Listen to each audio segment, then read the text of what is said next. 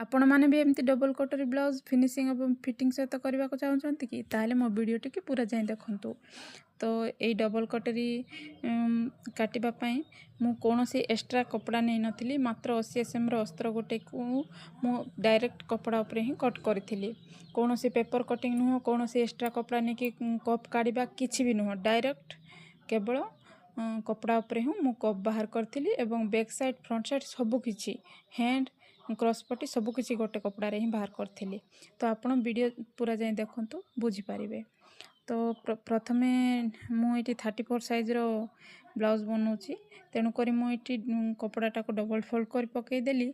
एवं मोर ये लंबा 13 इंच थी, तेणुक 14 इंच लंबा नहीं जाइए, 1 पॉइंट एक्स्ट्रा मार्जिन जीवो। तापर मुझे ओसारटा भी 10.5 इंच, जमती भी 34 साइज रो कटोरी जे ब्लाउज बनाया हमको 8.5 इंच नेबा को पड़ो एवं एक्स्ट्रा मार्जिन 2 इंच। तो ये गला आमर 10.5 इंच मुझे तापर मु कांध ये 5 इंच नहीं जाइए, 5 इंच आर्मल भी 5 इंच नहीं। आर्मल 5 इंच नेलापर 34 साइज को आप 5 इंच ने। जदि क्या कम गला दरकार थी ताहले 4.5 इंच नहीं पारती।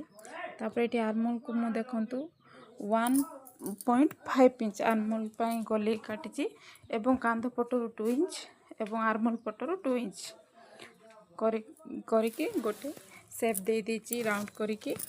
तापर मु ठीक यहीपर भाव बैक साइड रे 1.5 इंच नहीं कि 2 इंच करके से गार गुड़ा को मिसई देबे राउंड सेप रो एमती आर्मल चली आसबो।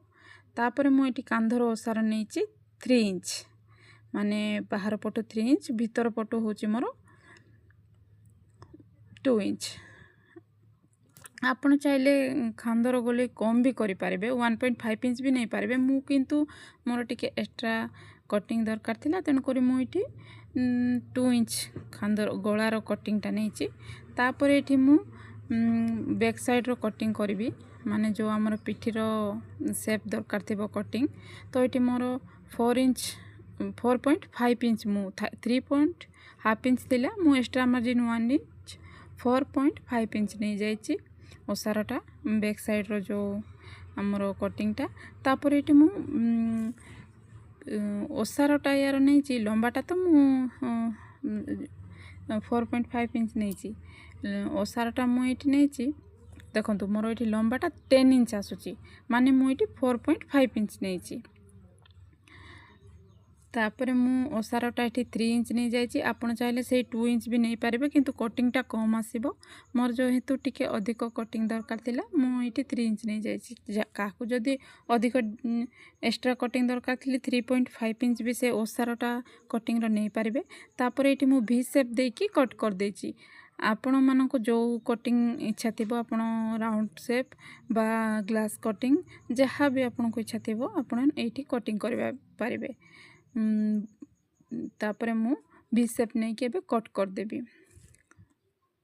तो सांग माने आपण मानक जदि मोर वीडियो गुड़ाक भल लगु थाए, ए वीडियोटी जदि भल लगु थाए ताले प्लीज मो वीडियो को गोटे लाइक कमेंट्स शेयर एवं जदि चैनल रे नुआ थिले चैनल को सब्सक्राइब तो निश्चय कर दियंतु। मु तो एते कष्ट करके वीडियो गुड़ाक बनाऊँगी, जदि टिके व्यूअर्स आसी थांते कि सब्सक्राइबर बढ़ी थांते ताहले हुए तो मते खुशी हो लगी थांता। मु एते सारा वीडियो बने सालिनी, मिनिमम तो 300 ऊपर शॉर्ट आउ लॉन्ग वीडियो मिसे कि 300-400 ऊपर बने सालिनी, किंतु यूट्यूब रो कौन सी रेस्पॉन्स ही नहीं। मोर वीडियो वायरल जाऊनी, प्रथमे तो जाऊला, किंतु एबे तो शॉर्ट्स रे गोटे दुईटा व्यूज, मु एते भलो वीडियो बनैला पर भी गोटे दुईटी व्यूज आसी कहीं रही जाउची। तो प्लीज आपण माने सब्सक्राइब कर दियंतु। मु आपण मानक पय एमती नुआ नुआ वीडियो नहीं आसीबी, ब्लाउज रो भलो भलो कलेक्शन एवं ड्रेस रो भलो भलो कलेक्शन। तो एबे देखंतु से कथा छाणंतु, एबे आमे जीवा फ्रंट साइड रो कटिंग करा पे। फ्रंट साइड भी मु से 10.5 इंच नहीं जाइए ओसारटा। आपण मैंने भावुवे ये से डबल कटोरी काटापी भी से 10 पॉइंट हाफ इंच केमती नेला से केमती कप बाहर कौन तो वीडियोटी को लास्ट पर देखु बुझीपारे मुझे कौन कट करुच्ची वीडियो को जमा भी स्किप करंतुनी। तो मुझे से 10 पॉइंट हाफ इंच ओसार नहीं जाइए लंबा आमर बैक साइड रे थिला 14 इंच तो मुझे प्लस 2 इंच लंबाटा एक्स्ट्रा 2 इंच करके 16 इंच लंबा नहीं आपण आपन को जदि टिके लंबा कम दरकार थिबो छातीर ताले आपन 15 पॉइंट हाफ इंच भी नहीं पारे किंतु ये मोर टिके एक्स्ट्रा दरकार थिला मो 10 तेणु करी 16 इंच नहीं जाइए। आर्मल ठीक से परी 5 पॉइंट आर्मल एवं कांध ओसार भी से 5 पॉइंट ही नहीं।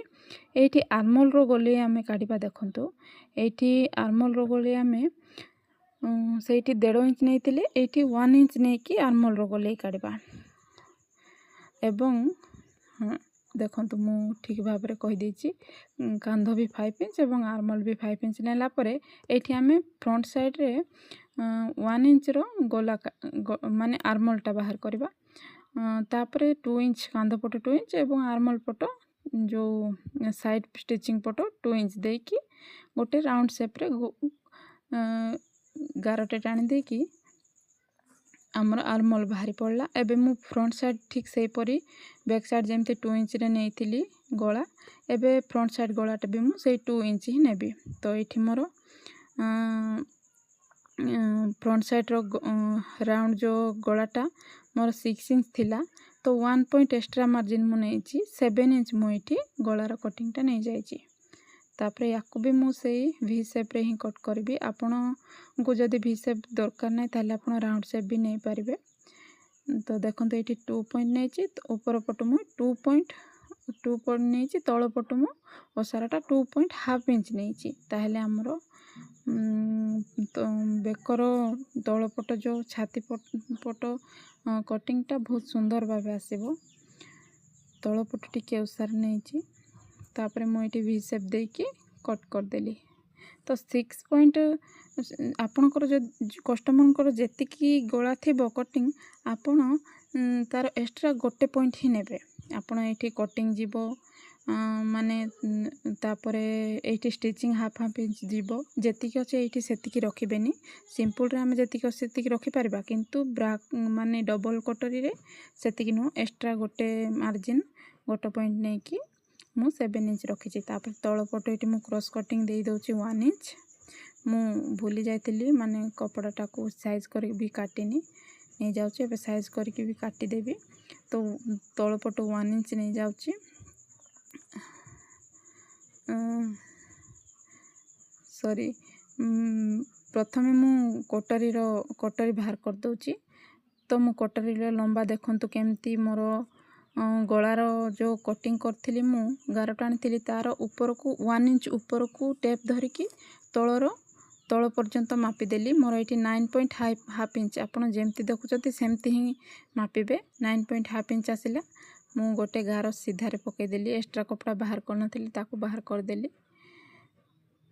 तापरे मोर ये कपर ओसारा थिला देखंतु मु 1 इंच रे माप कर देछि गलार ऊपर को 1 इंच तापरे ओसाराटा मु एठी नेछि मोर ओसारा कपर ओसारा थिला 5 पॉइंट हाफ इंच तो मु एठी 6 पॉइंट हाफ इंच आउ हाफ इंच एक्स्ट्रा नेछि माने 7 पॉइंट मु एठी नेछि 1.5 इंच मु एक्स्ट्रा नेछि काहेकि ना हमर एठी डॉट रे चल जीवो 1 इंच एवं एपट सेपट स्टिच रे चल जीवो हाफ इंच एमती करके 1.5 इंच हमर चल जीवो तेणु करी मु जेहेतु 5 इंच थिला मु एठी मोर कपटा नै जाइछि 7 इंच 5 पॉइंट हाफ इंच थिला मु एठी 1.5 पॉइंट एक्स्ट्रा 7 इंच नै जाइछि।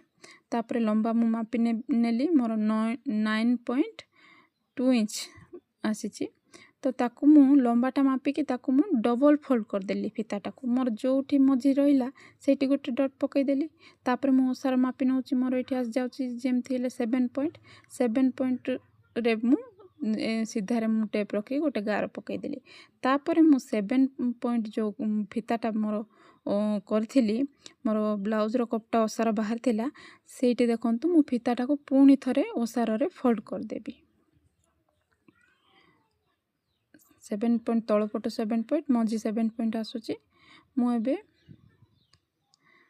କପ୍ଟାକୁ ଏମିତି ଠିକ୍ ଭାବେ ସେପ୍ ଦେଇଦେବେ, ନହେଲେ ଭଲ କପ୍ ବାହାରିବନି। ତାପରେ ଦେଖନ୍ତୁ ଏଇଠି ମୁଁ ମାପିକି ଫିତାଟାକୁ ଏବେ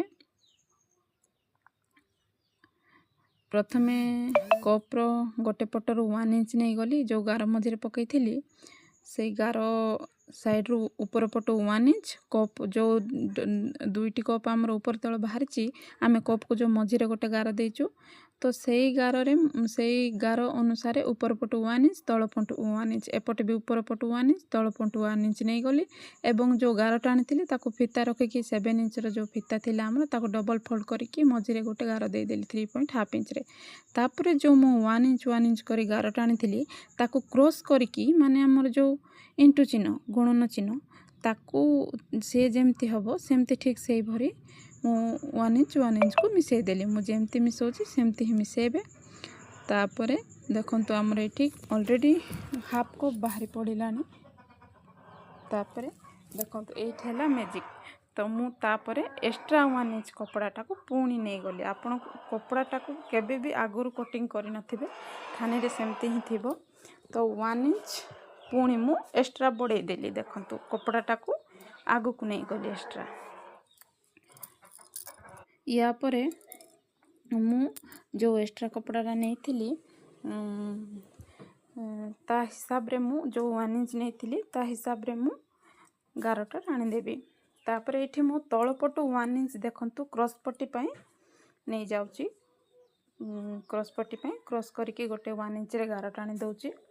ଏଇଟା ମୁଁ ପ୍ରଥମେ କହିଥିଲି କିନ୍ତୁ କାଟି ନଥିଲି।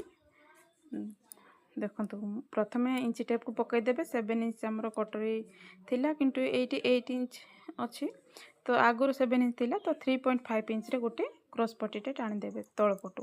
ତାପରେ ଏଇଠି ମୁଁ ସେଇ ଯେଉଁ ତୀର ଚିହ୍ନ ମାନେ ଇଣ୍ଟୁ ଚିହ୍ନ ଯେଉଁ କରିଥିଲି 1 ଇଞ୍ଚ ନେଇକି ସେଟାକୁ ଠିକ୍ ଭାବରେ ସାଇଜ୍ ଭାବରେ ଗାର ଟାଣି ଦେଇକି ତଳ ପଟୁ ବି ସେଇ ଆପଣ ଯଦି ରାଉଣ୍ଡ ସେପ୍ ନେଇଥିବେ ରାଉଣ୍ଡ ସେପ୍ ଗଳାର ମାପ ନେଇକି ସେମିତି ସାଇଜ୍ରେ ପକାଇଦେବେ। ମୁଁ ଏମିତି ଇଣ୍ଟୁ ଚିହ୍ନକୁ ବି ଏମିତି ଯେଉଁ 1 ଇଞ୍ଚ ଏକ୍ସଟ୍ରା ନେଲି ଲମ୍ବେଇ ଦେଲି। ତାପରେ ଏଇଠି ମୁଁ ସେପ୍ ଦେଇ ଦେଉଛି ବ୍ରା କପ୍ର। ଆମର ଏମିତି ଇଣ୍ଟୁ ଯେମିତି ଅଛି ସେମିତି ତ କାଟିଲେ ହେବନି, ତ ମୁଁ ଟିକେ ଜଷ୍ଟ ହାଫ୍ ସୁତ୍ ଲେଖି ହାଫ୍ ସୁତ୍ ଯାକେ ମୁଁ ରାଉଣ୍ଡ ସେପ୍ ଦେଇଛି। ଏଥର ଆମର କଟୋରୀ ସେପ୍ଟା ବାହାରି ପଡ଼ିଲା। ଆପଣ ଏମିତି ଏ କରିକି ଫ୍ରଣ୍ଟ ସାଇଡ଼୍ରେ ଯେଉଁ କଟୋରୀ ଆମର ବାହାରିଛି ଲେଖିଦେବେ, ନଚେତ ଆପଣ ସିଲେଇଲା ବେଳକୁ ଓଲଟ ପାଲଟ ହେଇଯିବ କଟୋରୀଟା। ତ ମୁଁ ଏମିତି ଏ ଲେଖିଦେଲି। ଏଥର ଆମର କଟୋରୀଟା ବାହାରି ପଡ଼ିଲା। ଦେଖନ୍ତୁ ଏଇ କଟୋରୀ ଯେଉଁ ମୁଁ ବାହାର କରିଛି, ଏ ଯେଉଁ କଟୋରୀ ଡବଲ୍ କଟୋରୀଟା ଆପଣ ଏଇଟାକୁ ନେଇକି ସିଲାନ୍ତୁ, ଦେଖିବେ ଫିନିସିଂ କେତେ ବହୁତ ବଢ଼ିଆ ଆସିବ। ମୁଁ ତ ହଜାର ଏମିତି କଷ୍ଟମରଙ୍କୁ ଏମିତି ହିଁ କଟ୍ କରିକି ସିଲେଇକି ଦେଇଛି। ସମସ୍ତେ ସାଟିସ୍ଫାଏ ହେଇକି ମୋ ସିଲାକୁ ଚଏସ୍ କରିଛନ୍ତି। ତ ଏଇଠି ମୁଁ ଦେଖନ୍ତୁ ସେ କଟୋରୀର ଯେଉଁ ଆଉ ଗୋଟେ ପାର୍ଟଟା ସାଇଡ଼୍ ପାର୍ଟଟା ମୁଁ କଟ୍ କରିଦେଲି। ତାପରେ ତାର ଏକ୍ସଟ୍ରା ଯେଉଁ ସାଇଡ଼୍ ପାର୍ଟଟାକୁ ମୁଁ ଟିକେ ଜଷ୍ଟ 1/4 ହିସାବରେ ସାଇଜ୍ କରିକି କାଟିଦେଲି। ତାପରେ ଆମର ଦେଖନ୍ତୁ କଟୋରୀ କେତେ ବଢ଼ିଆ ହେଇଗଲା। ତାପରେ ଏଇଠି ମୁଁ କ୍ରସ୍ ପଟି ବାହାର କରୁଛି। କ୍ରସ୍ ପଟି ପାଇଁ ମୁଁ ଏଇଠି 3.5 ଇଞ୍ଚ ନେଇଛି ଉପର ପଟୁ, ତଳ ପଟୁ ମୁଁ 2.5 ଇଞ୍ଚ ନେଇଛି। ତାପରେ କ୍ରସ୍ କରିକି କାଟିଦେଲି। ଏବେ ଆମର ହ୍ୟାଣ୍ଡ ବାହାର କରିବା।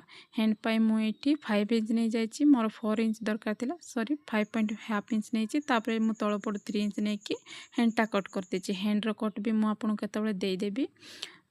ତାପରେ ଏଇଠି ମୁଁ ହ୍ୟାଣ୍ଡକୁ ଫ୍ରଣ୍ଟ ସାଇଡ଼୍ରୁ 1/4 ହିସାବରେ କଟ୍ କରିଛି, ତାହେଲେ ଫିନିସିଂ ବହୁତ ବଢ଼ିଆ ଆସିବ। ତାହେଲେ ସାଙ୍ଗମାନେ ୟାର ଷ୍ଟିଚିଂ ଭିଡ଼ିଓଟା ବି ମୁଁ ଦେଇଦେବି, ଯାଇକି ଦେଖିନେବେ। ଅଲରେଡ଼ି ଆପଣ ଦେଖିଲା ବେଳକୁ ମୁଁ ଦେଇ ସାରିଥିବି, ଯାଇକି ଦେଖିନେବେ। ତ ଯଦି କଟିଂ ଭଲ ଆସିବ ଷ୍ଟିଚିଂ ବି ଭଲ ହେବ, ତାହେଲେ ଫିନିସିଂ ବି ଭଲ ଆସିବ। ତ ରହିଲି ସାଙ୍ଗମାନେ, ନମସ୍କାର, ଜୟ ଜଗନ୍ନାଥ।